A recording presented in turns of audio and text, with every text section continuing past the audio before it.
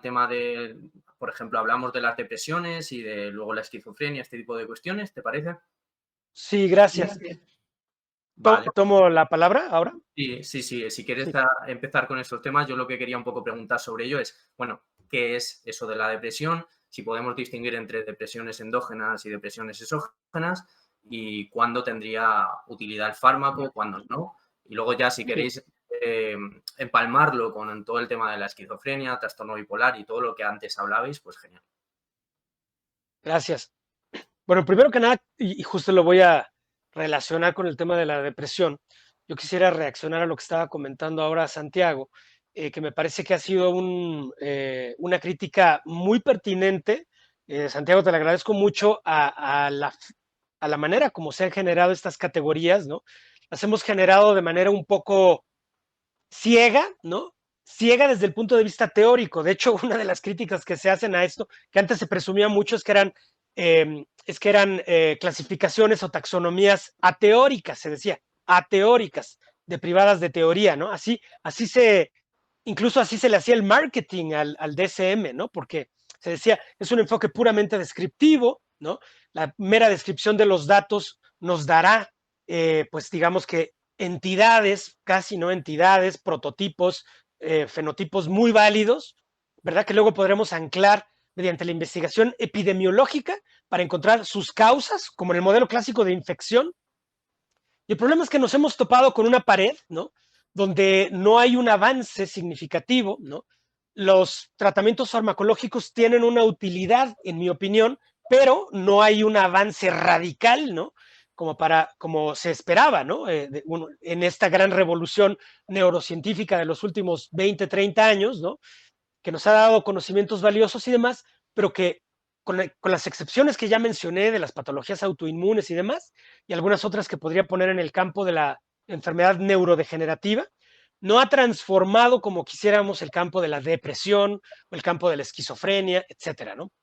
Con lo cual no quiero decir que no sigamos haciendo investigación neurocientífica, pero sí que tiene que ser mucho mejor dirigida por teorías como las que tú estabas mencionando ahora, ¿no? Categorías funcionales, porque es verdad, ¿no? Nosotros muchas veces nos sentimos muy bien haciendo una discriminación entre tipos, formas de alucinación, formas de psicosis, formas de delirio, etcétera, ¿no? Pero no estamos entendiendo porque no disponemos de esa psicopatología, ¿no? Y eso habla de esa falta de colaboración muchas veces entre psicólogos que tengan una experiencia sólida en el laboratorio, ¿no? Y que puedan trasladarlo también a la clínica y de regreso, ¿no? Que es un tipo de investigación translacional que es indispensable. Entonces, claro, en la clínica es muy difícil hacer ese tipo de investigación porque es muchas veces observacional, ¿no? No podemos hacer experimentación como lo hiciera en su momento Martin Seligman o demás, ¿no? Que bueno, después el caso de Seligman es otra cosa que podemos discutir, ¿no? Porque ya lo llevó a la psicología positiva y otras cosas que en mi opinión tampoco tienen mucho sustento, ¿no? Pero bueno, lo que quiero decir es que en la clínica muchas veces la investigación es observacional y cuando se vuelve experimental, pues son estos estudios aleatorizados, doble ciego, de placebo contra una intervención psicológica, que en el caso de lo psicológico también tiene muchos asegúnes, ¿no? Y seguramente ustedes lo han discutido, si ese es el tipo de investigación que se debe de hacer o no, ¿no? Porque en mi opinión tiene muchos inconvenientes y no es lo mismo que probar un fármaco. Pero entonces, ¿a qué voy con el caso de la depresión? Yo creo que con la depresión, ¿no? La medicina ha avanzado, digamos, desde estos fenotipos que se disponían en el siglo XIX a los que se tenían en el siglo XX, pero ahora tenemos categorías sobreincluyentes que en términos científicos, por así decirlo, sacrifican la señal, ¿no? A cambio de tener mucho ruido, ¿verdad? Entonces, diagnosticamos muchas cosas como depresión, ¿sí? Pero estamos llamándole depresión a cosas muy diferentes, ¿no? Es muy diferente, como ya dijimos, una persona que tiene 2 semanas con mucha fatiga y con un estado de ánimo depresivo, a lo mejor sí es una tristeza fuera de lo normal, según sus propias palabras, ¿no? Pero que está montada a un contexto social muy identificable. Y eso es muy diferente a los casos que yo veo, como les digo, donde he tenido casos que fueron diagnosticados como portadores de demencia, tipo Alzheimer, 2 años, ¿no? La persona en silla de ruedas, sin hablar, sin comer, lo que le llamaban antes la demencia melancólica o pseudodemencia. Y esos son casos donde terribles, ¿no? Y los investigamos como si fuera una enfermedad degenerativa, les buscamos cáncer y al final es depresión y responden a veces a tratamientos antidepresivos. Pero entonces estamos hablando de categorías sobreincluyentes que en mi opinión no tienen esta precisión que podría darnos una adecuada colaboración entre una psicología académica, científica y una psicopatología que tenga su base en la cancha, ¿no? O sea, de personas que estén viendo pacientes todos los días, casos graves, casos no tan graves, para hacer discriminaciones funcionales pertinentes, ¿no? Yo creo que la ciencia que se cuenta hoy en día de la depresión es muy preliminar, es muy confusa por momentos, es muy frustrante también. Es mejor que nada, en mi opinión, ¿no? O sea, sí creo que las personas reciben hoy un tratamiento mejor que el que recibieron en el siglo XIX, pero desgraciadamente es muy insatisfactorio y muchas personas tienen además desenlaces que son iatrogénicos, efectos adversos de medicamentos, a veces también de tratamientos psicológicos, y entonces desarrollan incluso cierta animadversión y se vuelven activistas en contra de todo esto, y hay que escucharlos, ¿no? Porque nos están contando historias de fracaso que son las que más nos enseñan, ¿no? Bueno, esa es como una aproximación inicial que yo haría con respecto a este problema de la depresión. Solo una última puntualización sobre esto. Yo diría que cuando abordamos un tema como la depresión mayor, o sea, la depresión grave que yo atiendo, ¿no? Que yo veo, es un enfoque que requiere un abordaje funcional definitivamente, pero en mi opinión también requiere un abordaje desde el campo de la psicofisiología, si ustedes lo quieren, ¿no? Porque hay una retroalimentación entre las señales biológicas y los procesos psicológicos, en mi opinión. Y esto es algo que puede discutirse, ¿no? Y donde a lo mejor podemos tener un debate, pues, teórico, ¿no? Pero lo que nos ha enseñado el campo de la psicobiología es que cuando estas personas, ¿no? Se encuentran en estados extremos de depresión, de estrés prolongado, el estrés aleatorio crónico, ¿no? Que eran los modelos como se producía depresión en modelos animales, ¿no? Y donde se probaban los psicofármacos o se prueban los psicofármacos con herramientas, además de una psicología conductual. Bueno, pues lo que se sabe es que en esos estados sí hay una serie de cambios inmunológicos, una serie de cambios metabólicos, una serie de cambios fisiológicos que tienen que tomarse en cuenta para entender mejor por qué se está sintiendo la persona como se está sintiendo, por qué su comportamiento está cambiando como está cambiando. Y nada más pongo un ejemplo, ¿no? De la cohorte de Absalom Caspi en Nueva Zelanda, en el puerto de Dunedin, más de 1,000 personas seguidas durante 30 y tantos años, y donde se hicieron estudios de genotipo, estudios biográficos muy documentados para ir viendo qué cosas sucedían, los eventos de estrés del medio ambiente, una persona perdió la pierna, otra se le quemó su casa, y se iba analizando todo esto en un modelo estadístico multivariado, etcétera, ¿no? Pero lo que se vio es que, por ejemplo, el maltrato infantil, por poner un ejemplo, ¿no? La violencia, el abuso sexual, ese tipo de variables muy graves que ocurren, sobre todo en la primera etapa en la infancia, ¿no? Tienen como desenlace claro un riesgo de 2 o 3 veces más de tener depresión mayor, tal y como lo capturan las herramientas psicopatológicas actuales, pero también inflamación, tal y como se mide por un marcador que es la proteína C reactiva, y también problemas metabólicos, ¿no?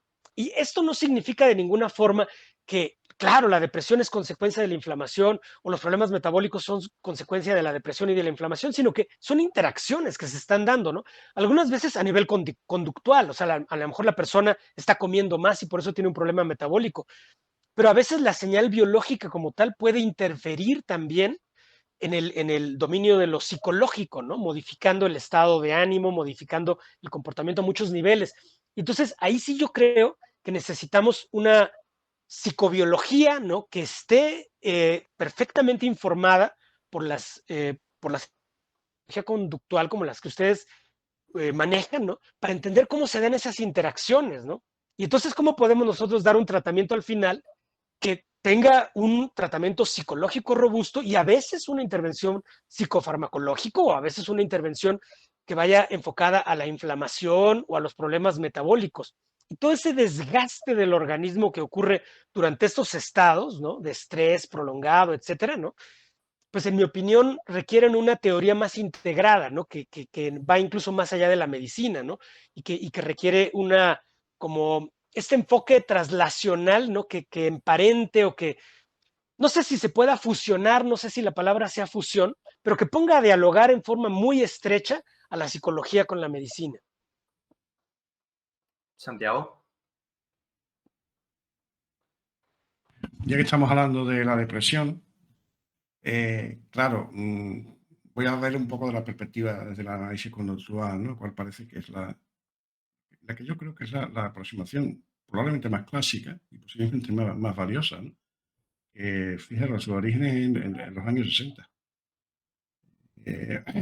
Charles Fester, que es un compañero de Skinner y que hace el famoso libro del programa de reforzamiento, ¿no? Y él nota que hay situaciones en las cuales las palomas, él había trabajado con palomas, había analizado billones con B de picotazos, junto con Skinner, el famoso libro del programa de reforzamiento, un programa de investigación larguísimo. Entonces, bueno, la extinción efectivamente produce que el animal acabe dejando de picar, pero había determinadas situaciones, por ejemplo, cuando tú le reforzabas con cierta frecuencia de reforzamiento y de pronto pasabas a una frecuencia mucho más alta, que los animales, curiosamente, conseguían superar. Es decir, ellos conseguían llegar al número de picotazos suficiente como para recibir reforzamiento, pero dejaban. Ciertamente no era extinción, porque estabas reforzando la conducta. Pero lo que pasa es que, por ejemplo, habías reforzado cada 20 picotazos y ahora le pedías 300. El animal daba los 300 y al conseguir los 300 comía, pero dejaban de picar. Y sin más, fijaros, a otro animal al que se le hacía ese recorrido de 20 a 300 mucho más despacio, es decir, de 20 se subía a 40, de 40 se subía a 60, de 60 se subía a 300, ese animal no dejaba de picar. Entonces ella le llamó al principio abulia o apatía y lo relacionó con el cambio, por ejemplo, de la infancia a la adolescencia, en que los padres están reforzando ciertas conductas y cuando ya el niño crece y le cambia la voz, empiezan los caracteres sexuales secundarios, etc., los padres culturalmente pues dejan de reforzar ciertas conductas que consideran infantiles y le exigen como más. Y tal. Entonces dice, bueno, a veces esa bulia o esa apatía de los adolescentes se podría explicar así. Esa es la primera referencia que hace Fester a ese tema. Pero después lo coge, efectivamente, y sobre todo lo cogen otra serie de autores y lo convierten en un modelo de la depresión. Efectivamente, una depresión que decidía entrar en un círculo en el cual a ti te dejan de... Pierdes fuentes de reforzamiento, pueden ser por muchas cosas, algunas de las cuales tú no controlas. Obviamente el otro modelo que creo que es importante es el que tú has nombrado de Seligman, inicial, ¿no? El bueno de Seligman es la primera. Después ya se empezó de fuera adentro y acabó haciendo de dentro a fuera, ¿no? Eh, cuando marca, es decir, la indefensión, ¿no? Es decir, hay yo creo, dos grandes situaciones en las cuales se puede producir algo que funcionalmente deberíamos llamar depresión, aunque dé lugar a conductas topográficamente muy distintas. Ojo. Pero hay dos situaciones funcionales que se caracterizan porque sea la conducta que sea, digamos, decaen las conductas, digamos, instrumentales, decaen las conductas que van dirigidas a fines, a lograr reforzadores. Una de ellas es la situación de que tú no controles. Es decir, tú recibes los reforzadores, pero no dependen de tu conducta. Muy interesante el diseño inicial de Seligman, ¿no? Es decir, porque en este caso eran descargas eléctricas, es decir, eran estímulos aversivos, pero cuando el animal recibe los estímulos aversivos exactamente con la misma frecuencia que otro, pero con una diferencia, el otro podía evitarlas, pero tú no. Cuando digo exactamente la misma frecuencia que el otro, quiere decir que cada vez que éste recibía una descarga, el otro también la recibía. Aquel al principio recibía muchas descargas, hasta que aprendió a evitarlas y al final no recibía ninguna. Este recibió exactamente la misma descarga, al principio mucho y después otra, puesto que recibía por culpa del otro. Quiere decir, cuando después se les pone en una situación nueva para que aprendan a evitar o con otra conducta diferente, el otro, o sea, el que había controlado con su conducta las descargas, aprende la nueva conducta. Mientras que el que no había hecho nada más que recibir descargas, sí, sabe muy bien, muchas al principio y pocas al final, no aprendía la nueva conducta. Esta es la verdadera indefensión. Es decir, indefensión es cuando tú recibes estimulación aversiva que no te mereces. Quiere decir que tú no te la has ganado, que no es contingente a tu conducta, que simplemente se está aplicando aleatoriamente, y eso pueden ser situaciones muy parecidas como puede ser maltrato infantil, situación típica en el alcohólico o lo que sea, que pega al niño cuando tiene mal humor, no por lo que haya hecho el niño, sino por el mal humor que él tiene, etc. Después, esto también pasa con los reforzadores positivos. Los reforzadores positivos, curiosamente, en la investigación animal le llamamos pereza aprendida. Pero exactamente igual. Es decir, si tú das de comer a la paloma gratuitamente cada cierto tiempo, a la paloma le va a costar mucho más trabajo aprender después a hacer una conducta para ganarse esa comida que una que no le haya hecho esa primera fase de entrega gratuita de reforzamiento. Por lo tanto, la no contingencia entre tu comportamiento y las consecuencias produce depresión.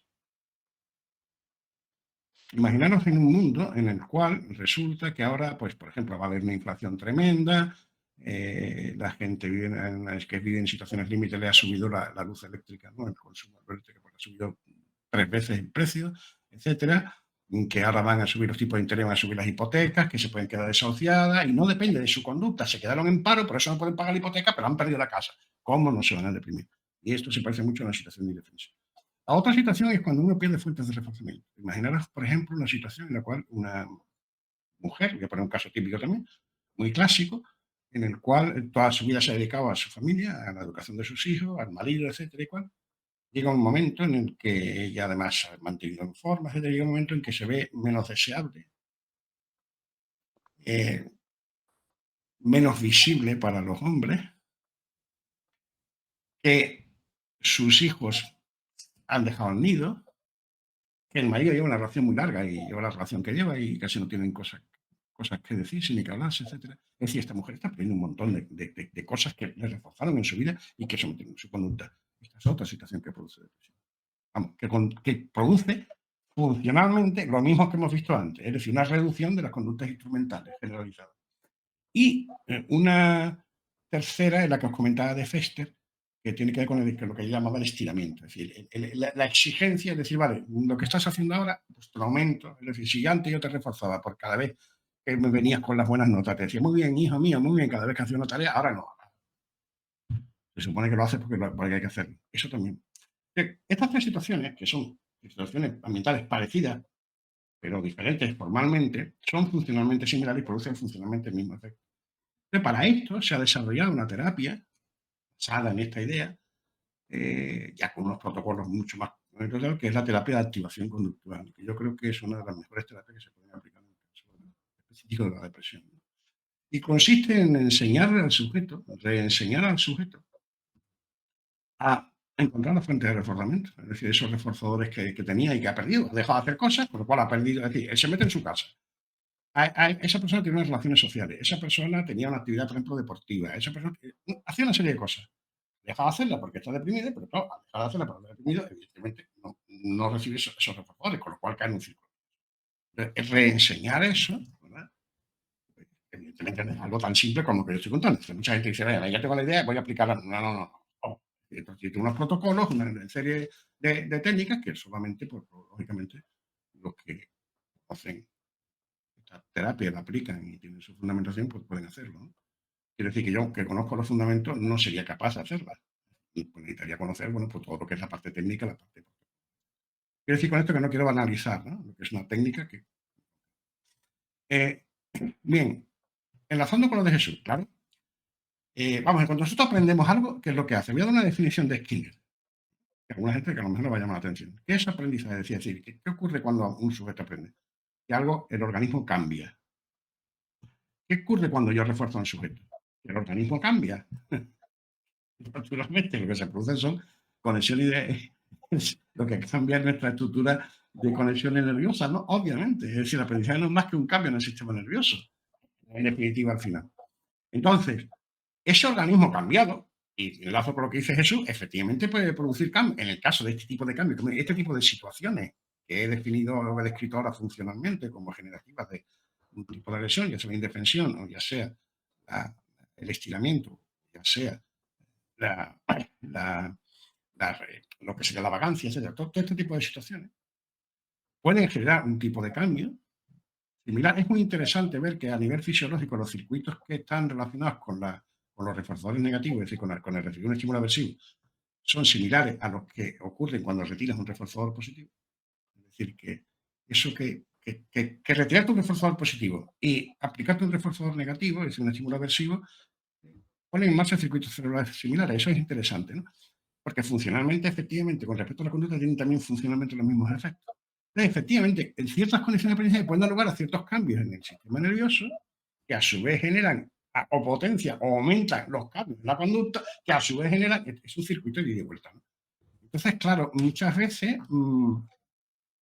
puede ocurrir que una situación ambiental haya generado unos cambios en el sistema nervioso que ya sean casi, por decirlo de alguna forma, casi que se han independizado de la realidad. Es decir, que al sujeto le ha cambiado la vida, a lo mejor la situación, pero esos cambios en el que está en el sistema nervioso por sí mismos no van a cambiar o van a tardar sin ayuda. Y entonces esa persona está deprimida a pesar de que, bueno, pues si esa persona ya ha cambiado su situación, si ya ha encontrado un trabajo, si ya ha encontrado una nueva pareja, ¿y por qué sigue teniendo? Pues a lo mejor se produjeron en su momento por causas externas, mental, pero unos cambios nerviosos y a lo mejor hay una cierta inercia, una cierta lentitud y a lo mejor ahí un tratamiento farmacológico pues ayudaría, digamos, a recomponer. Y después, lo que sí creo yo que es importante, o muy importante, es no confundir a las personas. Me parece que Jesús es una persona que me está gustando mucho este debate, porque hay poco debate, en el sentido de que estamos muy de acuerdo. Es una persona muy prudente y yo creo que hay una cosa que es muy importante. No podemos convencer a la gente de que tenemos la solución a cosas que no tenemos la solución, ni los psicólogos ni los psiquiatras. Es decir, nosotros tenemos propuestas. Es muy importante entender que, por ejemplo, el tema de la serotonina, el tema famoso del desbalance en los neurotransmisores, es importantísimo entender la diferencia que existe entre una hipótesis de trabajo y un dato recientemente demostrado. Es decir, por ejemplo, eso, con respecto a la serotonina, hay debate, hay mucho debate en la propia psiquiatría, quiero decir, no estoy hablando ni siquiera de la psicología, sino dentro de la propia psiquiatría. Incluso yo leí hace poco, yo leo estas cosas muy superficialmente, pues no es mi tema, claro, lógicamente, pero por ejemplo, leí últimamente que se hablaba mucho más que la serotonina, mucho más que afectar al estado de ánimo directamente, afectaba a la receptividad con respecto al exterior, ¿no? Entonces, que claro, si a una situación, por ejemplo, si una persona se encontraba en una situación objetivamente mala, y por ejemplo, en una situación como de las que he descrito antes, y tiene un bajón de serotonina, entonces, digamos, sí, un bajón de serotonina, entonces pierde, o sea, tiene como más plasticidad para recibir esa situación, es decir, como para que ese aprendizaje se sobredimensione de alguna forma, ¿no? Mientras que el otro regularía, es decir, entonces, claro, si la persona está en una situación mala, pues al revés, o sea, le va a producir un efecto, o sea, el antidepresivo le va a producir un efecto contrario, que es que le va a aumentar incluso la depresión, cosa que hay algún dato. Pero si esa persona se encuentra en una situación, digamos, que le permitiría salir de la situación, le va a ayudar a salir de la situación. Este tipo de entender que el organismo interacciona con el ambiente, pero que el ambiente está modificando el organismo y que es una es esencial. Pero tanto para psicólogo como para psiquiatra entender esto. Claro, no hay intervención psicológica que no produzca cambios en el sistema nervioso, ni hay cambio en el sistema nervioso que no afecte a la intervención psicológica. Que es fundamental. Y por eso es verdad, es decir, eso que tú decías antes, Jesús, que yo nombraba al principio, de esa casinificación, fusión, lo que quieras, pero yo creo que es fundamentalísimo hacer una psicológica. Además, fijaros, históricamente, a mí me hace mucha gracia, porque siempre a los skinnerianos nos critican muchas veces desde el punto de vista los psicobiólogos, fundamentalmente, nuestros compañeros del departamento de psicobiología. Es que los autos, la caja negra, es que no tenéis en cuenta nunca el cerebro. No. A ver, somos la gente que más herramientas hemos dado a la neurociencia. Si tú quieres estudiar objetivamente la conducta, tienes que utilizar herramientas de análisis de la conducta, no hay otras. No hay otras. Es decir, ¿cómo se sabe si hay una alteración, un fármaco produce una alteración? Por lo primero que se hace un cribado y se utiliza la caja de Skinner, ¿no? Y se sabe, por ejemplo, que determinados fármacos producen un aumento en la pausa por reforzamiento justo de los programas de intervalo, pero no en cerrazón. Y eso te lleva a analizar por qué será esto, etc. Existe toda una disciplina que es la farmacología conductual. Es decir, no tenemos nada con respecto a ninguna animadversión con respecto a lo biológico. Lo que no queremos son dos cosas. Que se haga un modelo que parezca que la conducta, y lo preguntaba antes Marcos, que parece que es Jesús, emerge de dentro a afuera, es decir, está ya como construida y sale de dentro a afuera, porque eso es caer en, de nuevo, fijaros, a partir de, o sea, siempre digo que históricamente hay que entender a Descartes y el dualismo cartesiano. El dualismo cartesiano parte de un principio fundamental. Hay dos entidades, lo material, digamos, y lo mental, lo espiritual, el alma y el cuerpo. A partir de ese dualismo ontológico, se llega después a un dualismo nosológico. Es decir, claro, si hay dos tipos de entidades, pues hay dos lógicas a la hora de estudiar estas cosas. ¿Qué ha hecho la psicología moderna? Primero la psicología y después la psiquiatría. Acabar con el dualismo ontológico, es decir, todos somos materialistas, estamos aquí hablando de que la conducta se ve afectada por el cerebro, el cerebro, la conducta, estamos hablando todos de materia, ¿de acuerdo? pero seguimos funcionando con el dualismo nosológico. Fijaros que los psicólogos en psicología tradicional, incluso la psicología científica cognitiva tradicional, había un cuyazo a mis colegas, a los que respeto y a los que considero que son científicos, pero con cuyo paradigma no estoy de acuerdo, plantean algo así como que la psicología siempre es una ciencia de deducciones. Es decir, lo que verdaderamente interesa son los procesos mentales, pero como no tengo acceso directo a ellos, la conducta es simplemente el embajador de la mente. A mí me interesa la mente, pero como no tengo acceso directo, oiga, yo defiendo que la conducta en sí misma es un objeto de estudio, y tiene por qué ir a más. El problema de esto es que en el modelo médico se ve muy claro la diferencia entre síntoma y causa. Y se ha dicho muchas veces, es que la conducta es síntoma de otra cosa. Ya sea esa otra cosa un mal funcionamiento biológico o ya sea esa otra cosa un mal funcionamiento mental, es decir, conflicto, un trauma, lo que sea. La conducta en sí misma es lo patológico. Y se queda explicada en sí misma. No olvidéis que la conducta no es lo que el sujeto hace en el sentido, sino en el sentido extrayendo al sujeto del ambiente, sino es la relación del sujeto con el medio. Que no es una cosa, que es una relación. Entonces, precisamente porque es una relación de cómo se relaciona el sujeto con el medio, ¿no? Esa relación, que no puede estar ni dentro ni fuera, precisamente porque es una relación, las relaciones no están en ningún sitio. Es como preguntarse, ¿dónde está la velocidad del coche? ¿Dentro del motor o fuera del motor? La tontería, ¿no? ¿En las ruedas está la velocidad? No. Es una relación espacio por tiempo, ya está. El concepto abstracto. Y la conducta es exactamente igual. Con el lío dar a la palanca, no estoy hablando ni del hecho muscular de mover ciertos músculos y dar a la palanca, ni del hecho de la comida. Estoy hablando de todo. Estoy hablando de todo. Por eso las palancas pueden ser diferentes unas veces de otras. Y los músculos implicados pueden ser diferentes unas veces de otras. Y, digamos, las conexiones nerviosas que están implicadas pueden ser diferentes unas de otras. Pero yo funcionalmente soy capaz de relacionar un trozo del ambiente con un trozo de lo que el sujeto hace. Y todo eso es lo que yo llamo conducta.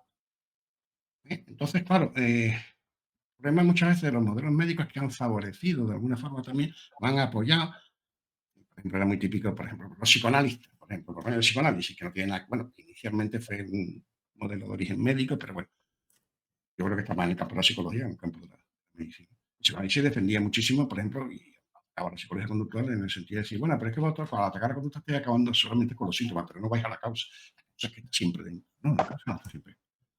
La causa no está ni dentro ni fuera. La causa está en la historia. Y la historia no está ni dentro ni fuera.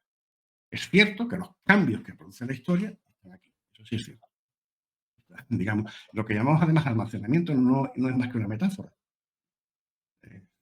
Metáfora de coger algo y meterlo en un cajón y después sacarla, ¿no? Porque en el fondo eso es una metáfora. Pues lo que realmente cambia es que tu cerebro está cambiando continuamente con cada una de las experiencias que está pasando. Tú tienes un estado presente del cerebro que es la que determina tu conducta de ahora. Nada más. Lo que pasa es que, claro, tu cerebro ha ido cambiando a lo largo de toda tu vida en función de todas las variables mentales, físicas, farmacológicas, médicas, etc. Y tú en un momento determinado, hoy, tú haces tal cosa por cómo está tu cerebro. Claro, evidentemente, eso es así.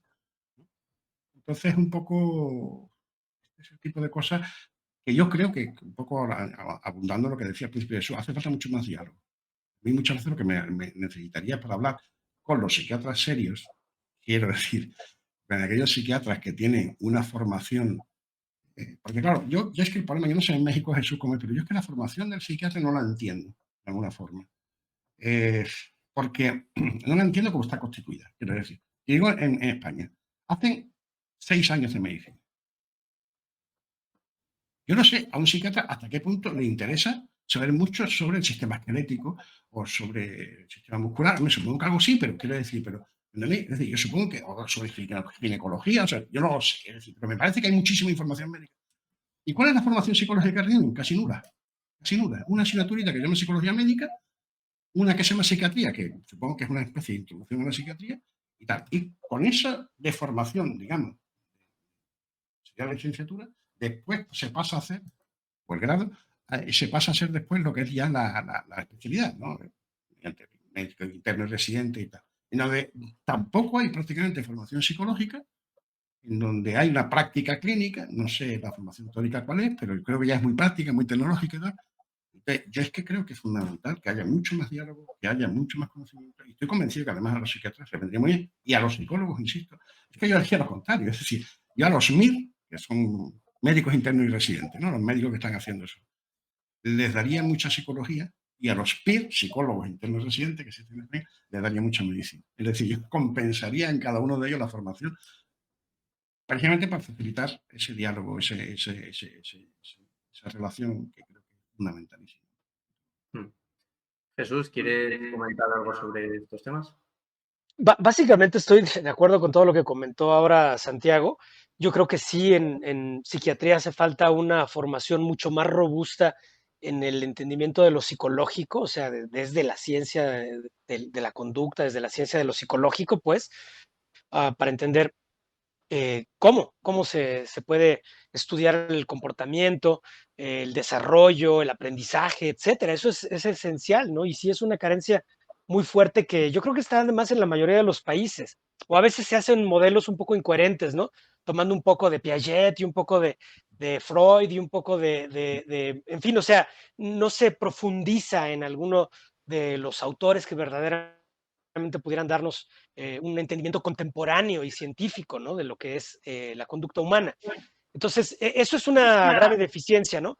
Ahora, sin embargo, yo quisiera nada más a lo mejor matizar una parte, ¿no? Y que tiene que ver con lo que se estaba comentando sobre la causalidad, ¿no? Y las relaciones que llevan al desarrollo de la psicopatología, si le queremos llamar por el momento de esa forma, ¿no? Habiendo entendido que otras personas prefieren utilizar términos menos formateados por el modelo médico, ¿de acuerdo? Pero en todo caso, a mí me interesa, primero, estar de acuerdo, ¿no? O hacer explícito que estoy de acuerdo con que la gran mayoría de los problemas de comportamiento tienen que ver con historias de aprendizaje y la causa está en el pasado, ¿no? Tiene que ver con esas interacciones que ya ocurrieron. Sin embargo, así como puede ocurrir un problema de comportamiento que surja de esa interacción entre el individuo y su entorno, porque ha ocurrido, por ejemplo, un terremoto, ¿no? Como sucedió aquí en la Ciudad de México, sucede por alguna razón siempre en la misma fecha, pero una vez fue en el 2017 y luego 20 años antes, pues el terremoto como evento, ¿no? Desde luego que desencadena muchas cosas y es parte de la cadena causal, ¿no? Claro que tendrá que ver cómo lo vivió el sujeto, su contexto, sus relaciones de familia, de amistad que tenía en ese momento. Pero el terremoto como tal forma parte de la cadena causal, ¿no? De la misma manera, las enfermedades, ¿no? Específicamente las enfermedades cerebrales, pueden participar también en la cadena de causalidad. Pocas veces son la causa necesaria y suficiente para un problema de comportamiento, como se puede suceder, por ejemplo, en el caso de la enfermedad de Huntington. Ahí sí es una enfermedad genética que produce un cuadro de demencia donde puede haber psicosis, depresión y muchas cosas, y lleva a un deterioro que además dura unos 15 años, ¿no? Son enfermedades raras, existen, yo atiendo muchas personas con ese problema, pero vamos, esa es a lo mejor la minoría de los casos. Pero lo que es mucho más común, y yo creo que también es un mensaje es importante, y por eso coincido también con lo que estaba comentando Santiago, en tanto que, así como los médicos tenemos que estudiar mucha más psicología, los psicólogos también tienen que meterse un poquito a la medicina, porque, por ejemplo, un problema que vamos a ver cada vez más son problemas del envejecimiento, que por desgracia, por el estilo de vida que tenemos, empieza como desde los 50 años o a veces antes, ¿no? Donde hay muchos problemas, ya lo dijimos, inflamatorios o cerebrovasculares. Entonces, claro, esos cambios que produce el aprendizaje y que tienen que ver con mecanismos de reforzamiento, que tienen que ver con todo lo que ustedes estudian de manera mucho más puntual, ¿sí? Pero no son independientes de la estructura, de la estructura nerviosa, ¿no? Que les da soporte, vamos a decirlo, ¿no? O que funciona como un sustrato, no como una causa, pero sí como un sustrato. Pues bien, entonces resulta que esas estructuras, esos circuitos, los circuitos de recompensa, que se los llama precisamente así por la interfaz entre investigación conductual e investigación neurocientífica, a lo Eric Kandel y todos los autores que ustedes conocen. Bueno, pues resulta que esos circuitos pueden también tener procesos de necrosis o de apoptosis por enfermedades degenerativas o sobre todo por enfermedades cerebrovasculares que están muy relacionadas con nuestro estilo de vida, ¿no? Entonces, a veces vemos casos de depresión en el adulto mayor donde no nos queda muy claro qué es lo que está pasando, hacemos un estudio de resonancia magnética y tiene muchas lesiones cerebrovasculares, y entonces hay que enfatizar, incluso si ustedes quieren, con las herramientas de la psicología, los cambios de estilo de vida ¿verdad? O trabajar la hipertensión, trabajar la dislipidemia, etcétera, porque eso también puede estar formando parte del problema, ¿no? Entonces, nada, yo creo que esa imagen panorámica es muy importante de tenerla en cuenta. Yo creo que por eso necesitamos abordajes multidisciplinarios. Ese es mi último comentario.